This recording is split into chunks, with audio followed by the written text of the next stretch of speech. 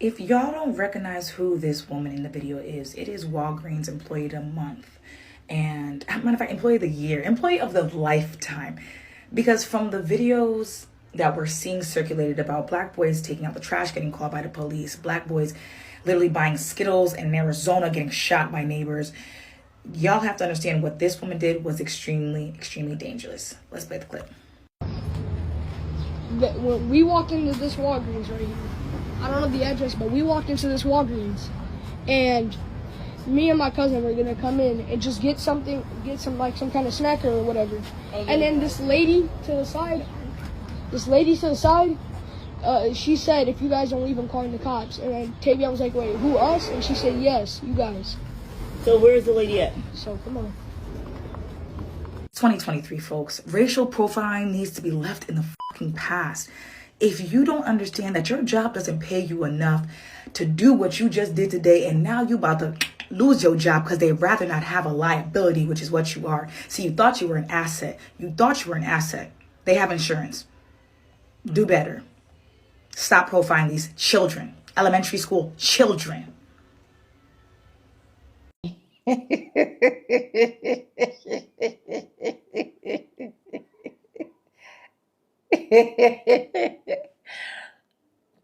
Wearing braids now is not a crime. They can now turn people off from their job because of braids.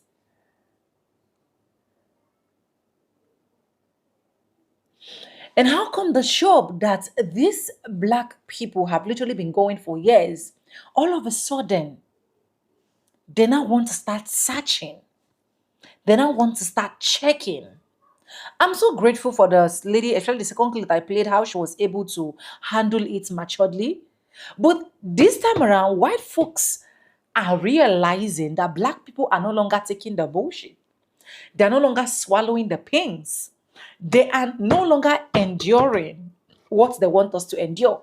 This time around, as you're asking, we are delivering to your table. This time around, as you want it, we literally show you the kind of person that we are. You know, if it was back in those days where black people will literally not say anything, black people will be afraid, black people will have to go calm, black people will have to stay low, black people will have to... It was just a whole lot. This is the Gen Z system. And I'm still surprised that a lot of them has not even realized that even up till now. And they still have the audacity to do every single thing that they want to do.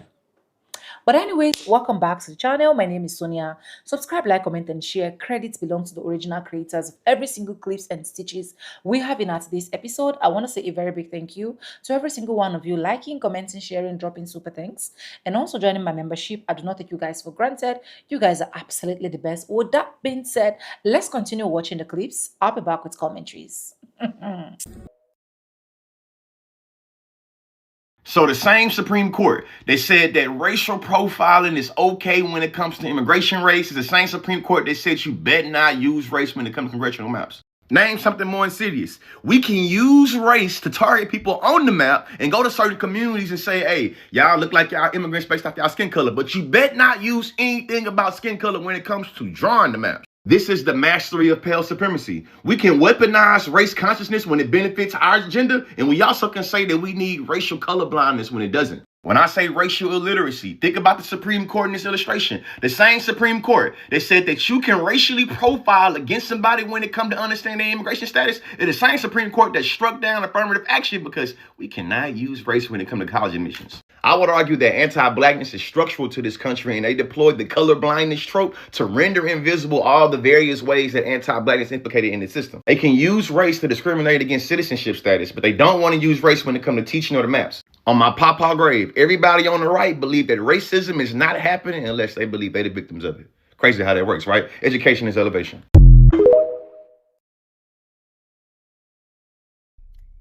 Hey everybody, this is Alexis Sierra Vaughn, and I was racially profiled by Ameris Bank in Alpharetta, Georgia on Windward Parkway. It's time for story time. So, on the day before Thanksgiving, I went to the Ameris Bank on Windward Parkway in Alpharetta, Georgia just to get a new debit card because my debit card that I have for my business account wasn't actually working, right? So I go into the branch like I normally do. If I ever need a new debit card, it normally takes about 10-15 minutes tops. Y'all, I'm actually sitting here, right, in this branch, waiting. I hear this woman, the woman, actually, she tries to help me or whatever. And I hear her typing on the computer. Y'all, it's been like 45 minutes at this point. And I'm like, what is taking so long? She's typing on the computer. Then she picks up her phone and she calls somebody. And it sounds like she's talking to corporate or something. And I'm like, what is happening to my account? Because I'm like, I got money in there. All I asked for was a debit card. So I'm really confused on why she had to call somebody and who is she calling? And why is she talking about my account and how much money I got in my account and my business in front of me? Like, y'all, she wasn't having these conversations discreetly. She was doing all of this in front of me, like directly across from me. She gets off the phone and she goes, well, I just talked to corporate and, you know, I looked up your business on the Georgia Secretary of State. And I said, you looked up my business on the Georgia Secretary of State. Why do you need to look up my business? Like, why is that your business? I've had this account longer than Ameris Bank has even been Ameris Bank. I got it back when it was Fidelity Bank. Like, I don't understand. I've never had to come into a branch and get a debit card and someone had to look up my business on the Georgia Secretary of State or call and Google said business. Call corporate, Google my business. It was the craziest thing, y'all. And I felt so crazy about it. And she was like, well, here's your debit card. So she gives me a debit card, y'all. I leave the bank. I actually don't use the debit card for the whole day. I try to use it on Thanksgiving Day. And I noticed that the debit card wasn't working. And I'm like, dang it, I knew I probably should have tried the debit card to make sure that she did it right, configured it right in the ATM before I left the bank. But this is the first time I didn't do that because I was in a rush. So basically what ended up happening was, so I said, okay, next week when I get some time, I'm going to go back to the bank and get them to give me a new debit card. Y'all ain't going to believe what happened when I went to my bank. Y'all, I went to my bank and they were like, I told them what happened and they were like, yeah, no, that's not protocol. We don't look up people's businesses on the Secretary of State. And I was like, I feel like she did that because I was a black woman coming in there trying to get a debit card. I had a whole bunch of money in my account and I don't think she could believe that it was my money legitimately or something. And she just literally was like, I don't believe her basically. And was basically trying to fact check my money in my account. And ain't nobody asked you to do that, right? So I told them about what happened and they were like, yeah, no, that's not a process. That's not what we do, right? And then they were like, okay, well, we can get you a debit card. It should only take like 10 minutes. I said, well, then I wonder why it took me 45 minutes to get a debit card. Y'all, he had to go get his manager. He was scrolling on that computer. I could see his face. He was looking like, oh, crap. He went and got his manager. I hear his manager say, did they freeze her account? Y'all, I felt in my spirit that day because I called my husband and told him about it immediately. I said, I feel like I was racially profiled today. I was like, but maybe I'm just tripping. Maybe I'm just not in a great mood. Maybe I'm tripping. Y'all, I found out 4 days later that not only did the woman racially profile me in the bank, in that branch, but she put what they call a SOS flag on my account, which blocks me from ever getting a debit card for my business account, ever. And it literally triggers them to close my account and freeze my money so that I can't get access to my own money. Y'all, it wasn't even like I was coming in there making a deposit, cashing a check. Like, I wasn't even doing anything fraudulently. Like, y'all, I hadn't even done anything. I hadn't even really had any activity, hardcore activity on the account other than like the automated payments that I had come out of that account since I've had it. Like, I think it's been over almost 10 years now. Y'all, I was so mad because they told me at my branch, they were like, Miss Alexis, They put a block on here. You can no longer access this account. They were like, we're going to try to see if we can get a manager to override it because we don't understand why they would do that. And you have money in there. And he was like, and the woman told me, so the manager came over and she started looking up. I said, who put that on there? She said, well, they flagged your account. They said that they don't, she said they flagged your account. They want us to close the account, all of this stuff, right? And I said, well, why would she do that but issue me a new debit card if that's the case? I said, you see how this isn't making sense and it's not adding up? She said, wait, so she put this note on here and then issued you a debit card and left your money in the account? I said, yes, that's what I'm telling you. I knew she racially profiled me. The woman said she went to go look it up, y'all. And she came back and told me, this is at my branch that I bank at. She said, Miss Alexis, she said, we know you. We're going to give you a debit card. Like, it's not even that serious. We never look up somebody who's had their business account with us for years. We never look them up on Secretary of State or look at their company's website to make sure that they're still legitimate. Like, what? And she was like, we're going to give you a debit card. She said, I'm going to override it. She said, but what I will tell you is I just looked in here and yeah, she gave you that debit card. But as soon as you walked out of the branch, she deactivated it on purpose. I said, I be daggone. I knew I wasn't losing my mind. I felt it in my spirit. And I said, you know what? I'm definitely going to file a formal complaint against her. And what she didn't know was that I actually know multiple people on the board at Ameris Bank. She picked the right one today because I ain't going to play with her. I'm going to take her down through that until I have her job. Do you hear me? She will never, ever in life be able to play in nobody else's face. Not another person of color. Black, white, Hispanic. You, period. She ain't going to be able to play in nobody's face. Okay? I don't even care. I'm going to have her job. I do not play about my business and about my money. And I don't like being disrespected. I felt like she was disrespecting me, looking me up and down. And y'all, I just had on, it wasn't like I was looking crazy. I had on a cute little pink Victoria's Secret sweatsuit. And I had my hair all pulled up in a bun. I was looking pretty and natural like I am now. So it ain't like I went in there acting crazy or alley or, as my grandma would say, or acting hood or anything.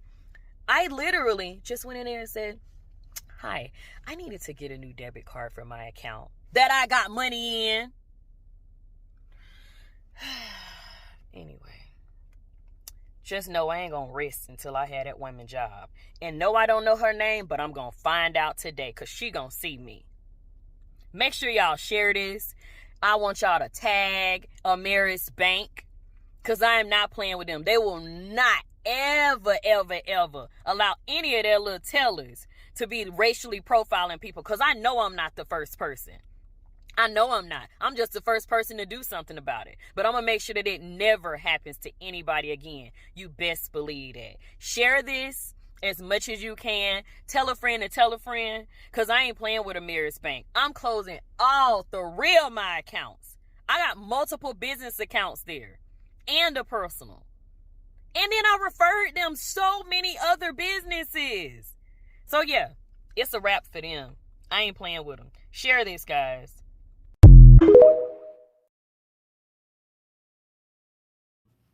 TikTok community, I have never came here so fast. I literally just got home from dinner and I was like, no, I have to tell my TikTok family what happened. So it's my husband's birthday. I take him to this restaurant called The Beef Bar. We always wanted to go. And it's a restaurant in the city. And we pull up, black truck, you know, everything. We chilling head to toe, killing it, right? So we approach the hostess and it is a Caucasian woman. And she looks at us up and down. And we are very pleasant. And she looks at me. I have on my coat is basically floor length and it's covered. I have on a collared Oxford shirt. So that's basically like a button-down shirt, right? And I have, if you know the look, you know the look. I'm gonna put a photo of what I had on, right? I know the influence, I know the impact, and I know the vibes. And the girlies love the vibes, and that's just what it's about. It's a look. So I have on these pants, I had to get them tailored and everything. So this isn't just like I got on some nonsense. So I have on an Oxford shirt, have on these pants that are tailored specifically for a reason. I have on heels. I have on a floor length basically coat. Like I'm my YSL, like I'm dressed up, right? So we thinking she's gonna say something about my husband's like sneakers or his hat or something. She goes, "Oh, I'm sorry, we can't let you in because we have a strict dress code." So we like, what? Where did we mess up? We read it. We didn't see anything, right? And she goes, "Oh, you have on sweatpants." So I stopped, and I'm telling you guys, yes, I get it. I get it, right? My pants are so pants in such a like outfit and not like sweatpants that it wouldn't even translate as sweatpants. Like if you got dressed and you saw this, you would not classify my outfit as athleisure or anything like that. So we are like, are you serious right now? So we're standing there and it's some staff on the side of her. And I'm like, so I open my coat so like you could really see because she's just staring at me. And I'm like, this isn't okay. Like I'm dressed up. I have on heels. And she was like, "No, I'm sorry." I'm like, but these technically they're like tailored pants of a certain material. Like it's not even just fleece. It's a, so I'm trying to explain that. And she was like, "No, I'm sorry." And it says NBA on it. It's a small patch on the other side. So if you know, Fair God did a collab with the NBA and they got like this whole thing. So again, I'm going to insert what my pants look like in the whole look, right? So we are not those people. We understand if you have rules, like it's your establishment. We understand. But something felt really, really profile-y, if you get what I'm saying. So us just trying to be understanding and like just trying to figure out a resolution. My husband is like, "Okay, can you just make an exception this one time? It's his birthday. We've had this plan. We had reservations." And I'm still dressed up and I'm watching people come in and out and they look like they go into Stop and Shop. And it's like, all right, that's cool, right? So as my husband is trying to navigate this situation, I can feel the looks. She's just giving, So the staff that's on the side of her, you could even feel that they thought that this was petty. Like, let them go. Like, she's fine. She's still dressed up. She's dressed better than the people that's in here. Like, this is okay. Her pants wouldn't classify as this. And so just the way just the way she was treating us, it didn't give like just establishment rules. So a black gentleman, I wasn't sure if he was security, doorman, I don't know. They said something to him. He was like, "Hold on, let me go check." He clearly went and got what I assumed to be the manager. The manager comes, he looks at us, he's talking to the Caucasian woman who is saying that, "Sorry, we can't be seated and all of that because of my pants," right? And so even his face, he looked like these are the people, this is the outfit that you complaining. But he goes, "Okay, like, so my husband was saying," I stopped talking to her. Like she's the way I'm facing, she's talking to the hand. So I'm facing this way. And I'm talking to the staff and the other people that's trying to help us in this situation. And she's still saying, like, "I'm sorry, there's nothing we can do. If we make an exception for you, we have to do it for everybody." Ain't nobody here. Like, what you mean for everybody? Anyway, So the manager is talking to her and he goes, hey, is it you guys' first time here? So we're like, yeah. He was like, you know, we do have a strict dress code policy, but if you guys do decide to come back, please just remember that these are the, you know, like the regulations and rules and all that stuff. And it's like, no problem. Like, we're not trying to cause any problems. We understand and we appreciate you not ruining our whole night because of my pants, and I'm going to sit down at a table and nobody don't see me, and I'm very presentable. This woman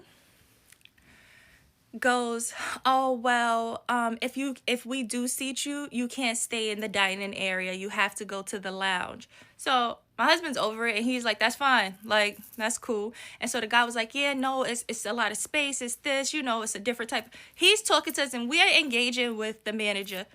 She goes, okay, real quick. You know how when something happened and you don't catch it right then and then you like, you're showering or you're like in bed later on and be like, wait a minute, what did they say to me in 4th grade? I had that type of moment. So as we are busting it up with the manager and he's getting everything situated, we feel good about it. We like, fine, like, let's good. We cool, we got it. She goes, oh, and the DJ will be coming soon, or, you know, and that area has a DJ or something like that. And it's like, why you think these black people want a DJ? Like, who said that? I prefer not to go somewhere with, like, I don't want no DJ, but why did you feel you needed to say that? It was kind of like hip hop. Like, I got the vibe of like, hey, you guys are like it because it's hip down there. Like, look at my feet. My feet are straight ahead. You don't want to do that. You want to turn your feet out. I'm going to do this backwards. And that's what makes it look like hip hop. That's the vibe that I got. And it sucks because we were really looking forward to it. And I did not enjoy my experience. And we thanked the black gentleman that we saw him outside. We thanked him. The staff, the wait staff was amazing. They were nice. We had the best waiter. He was great. His name was Heath. He was amazing. Everything else was cool. And to just not feel welcome and how it was handled and just, oh, I left that part of the story out. So I'm facing the people and I see this guy come in. He has on a trench coat. I'm so mad the time is running out. He has on a trench coat, right? He takes off his trench coat. He's sitting at the bar. He got like a track jacket sweater, like the half zip thing or whatever. I'm like, okay, whatever. I don't see nothing. He gets on the stool and swings his leg around. He has on tan and white dunks and track pants, like joggers, like the scrunched up ankle, everything. I know you fucking lying. It's like, wait, are you serious? And yes, he was the same a skin tone, if you will, as the lady at the front. So this was just something, just made me feel uncomfortable, that I didn't enjoy it. I didn't enjoy my time. I didn't enjoy the food. And it sucks because the wait staff was really nice. And I don't know. I just wanted to say that, like, TikTok, let's do our due diligence. And I don't know, something got to be done. That was a very uncomfortable experience. And my husband's like, I got on a $3,000 coat. How you treat, like, you won't let me come in for this, but then these are how these people are showing up. And we're not even those people. We don't talk like that. We don't move like that.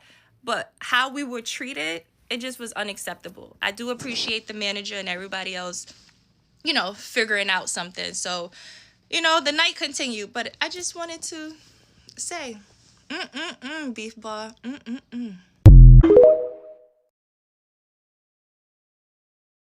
Anyways, thank you so much for watching, and I hope you guys enjoyed all of that clips I was able to roll out for you guys. When you're black, you are never really lonely.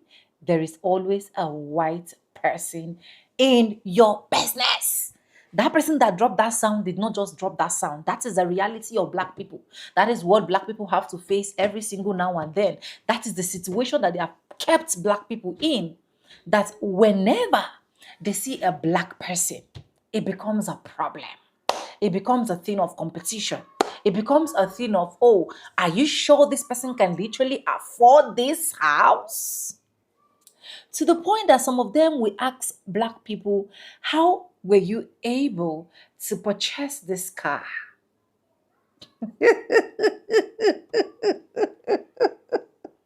It's as bad as that. It's as chaotic as that. It's as horrible as that.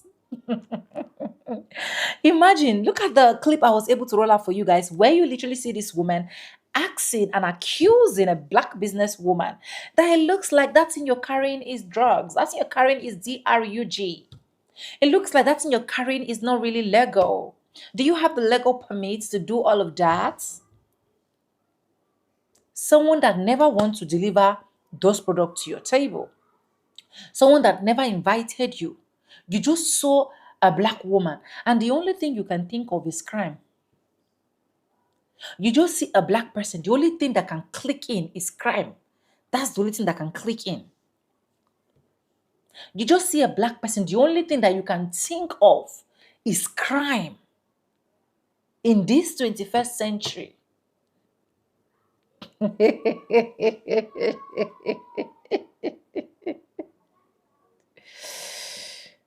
Ah.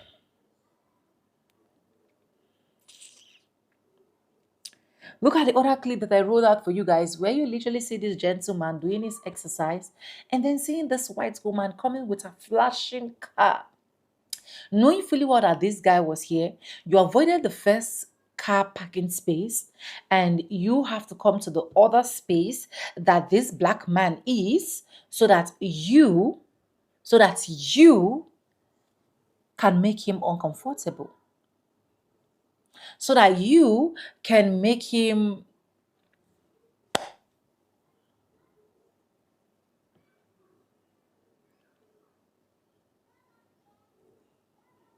you just want a situation whereby whenever people start seeing you, people should be running helter-skelter. They are just good in doing that. Look at the other clip I wrote out for you guys where this lady was literally turned off from a job offer just because she was carrying braids. What was she supposed to carry, please?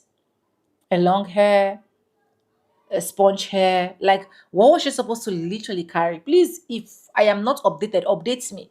Black Americans, what are people supposed to carry whenever you're going for a job interview or you just want to go apply for a job? What are you supposed to carry? Because the last time I checked, I should be able to wear any kind of hair that I choose and I'm pleased to wear. Why must you enforce it on a black person? It's a whole lot to deal with where you want to deal with these Karens. It's a whole lot to deal with whenever you look at every single thing that is happening in your environment. It's sad, honestly.